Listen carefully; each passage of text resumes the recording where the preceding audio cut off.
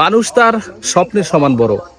সেই স্বপ্নকে বাস্তবায়ন করার জন্য মানুষকে ঘুরতে হয় এই দেশ থেকে সে দেশ, আর অন্য কোথাও অন্য দূরে, অনেক দূরে। আর মানুষের শিক্ষা অর্জন করার জন্য সবচাইতে গুরুত্বপূর্ণ হচ্ছে ভ্রমণ করা। কিন্তু ভ্রমণ করা কি সবার সাধ্যে আছে? অনেক খরচ, অনেক সময় ব্যয় হয়। কিন্তু আপনার বাড়ির কাছে যদি এরকম দৃশ্য থাকে, আপনারা খেয়াল করুন, পাখির কিচির মিচির শব্দের সাথে রস পড়ার টপ টপ শব্দ, কতই না মধুর, কতই না সুন্দর। এই স্থানটার নামটাও একটু ব্যতিক্রম নাম।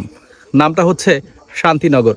আজকে আমি আপনাদের নিয়ে আসছি শরীয়তপুর জেলার সদর উপজেলার মাহমুদপুর। এই দিকটা হচ্ছে মাহমুদপুর, এই যে মাহমুদপুর ইউনিয়ন, আর এই দিকটা হচ্ছে চিতলিয়া ইউনিয়ন। মানে মাহমুদপুর এবং চিতলিয়া ইউনিয়নের যে সংযোগ, যে সড়ক রয়েছে, যে মেটো পথ রয়েছে, সেই মেটো পথে শুধু মানুষের কি দামি দামি খাবার আর গাড়ি দেখলেই লোভ হয়? এরকম মেটো পথ দিয়ে হাঁটতে এবং এরকম দৃশ্য দেখতে কার না লোভ হয়? সবচেয়ে গুরুত্বপূর্ণ যে বিষয়টা, সেই বিষয়টা হচ্ছে একই সাথে রাস্তার দুই পাশে আপনারা দেখুন ফসলের মাঠ। মনে হয় কি সবুজের চাদর গায়ে দিয়ে প্রকৃতি মামা বারবার আমাদের ডাকছে। এত সুন্দর প্রকৃতিকে ভুলে আমরা কোথায় যাই? আমাদের শৈশব কিংবা কৈশোর, আমাদের জীবনের অধিকাংশ সময় যারা আমরা গ্রামে বসবাস করি তাদের গ্রামে কাটে, কিংবা যারা শহরে বসবাস করি তারাও কিন্তু এই গ্রামের প্রকৃতিগুলোকে ভুলতে পারি না। একবার ভাবুন তো, এখানে ধনিয়া ফুল ফুটে আছে।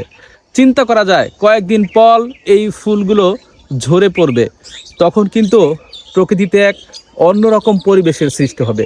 প্রত্যেকটা জিনিসেই আসলে অনেক সুন্দর, কিন্তু সেই সৌন্দর্যকে উপভোগ করার জন্য সুন্দর একটা মন দরকার, একটা মানসিকতা দরকার।